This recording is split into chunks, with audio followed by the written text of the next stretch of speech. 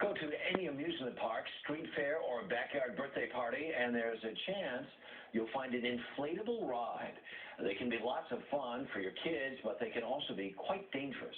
Consumer correspondent Susan Copen is here with more. Susan, good morning. Good morning, Harry. More than 5,000 people are injured on inflatable rides every year, and in some cases, these rides have actually blown away, throwing kids around.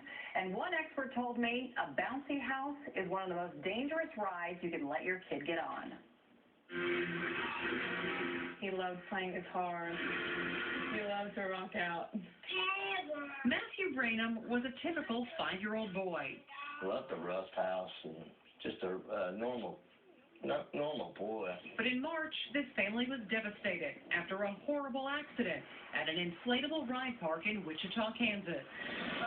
Matthew and his mom, Sarah, were on a ride called the King of the Hill, seen here in home video. Sarah was helping to toss Matthew in the air, a trick she says the staff showed her how to do. So we just assumed that he would come right back down like all the other kids did. But Matthew didn't come down on the ride. Instead, he landed head first on the concrete floor. I just kneeled by him and I just was praying for God to do a miracle because I knew the outcome wasn't good. Matthew died hours later at the hospital. I said, I'll see you in heaven.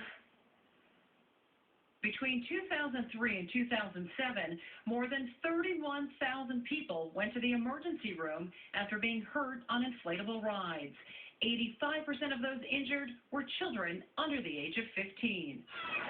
Experts say accidents are common when jumpers of different sizes get on together or when bouncy houses blow away. How do you know it?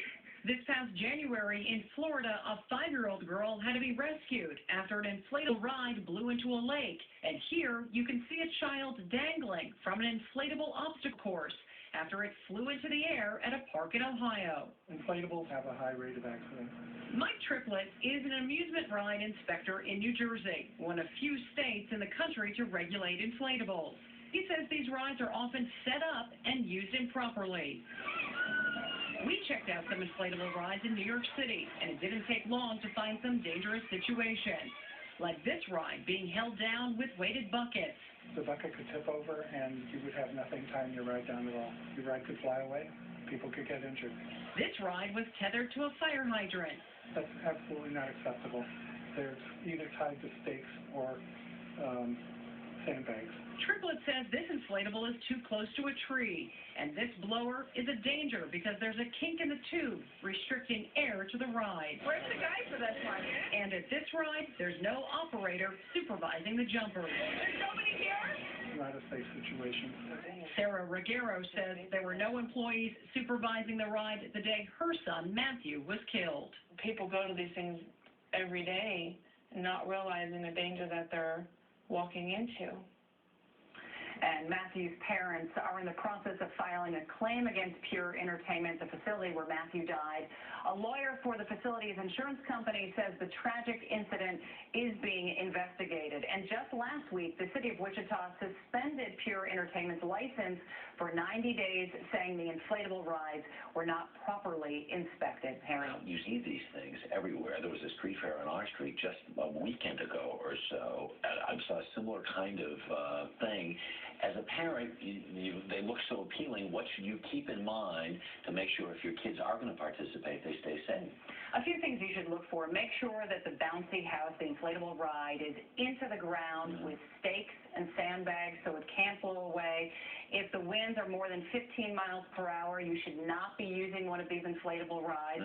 Also look for mats. There should be mats on the ground where the kids are getting in and coming out. And not for little kids, not for kids younger than 3. And make sure all the jumpers are the same size. You don't want big adults with little kids. Or big kids even with little kids. They're very dangerous. Susan, thank you so much. Do appreciate it. We'll be right back.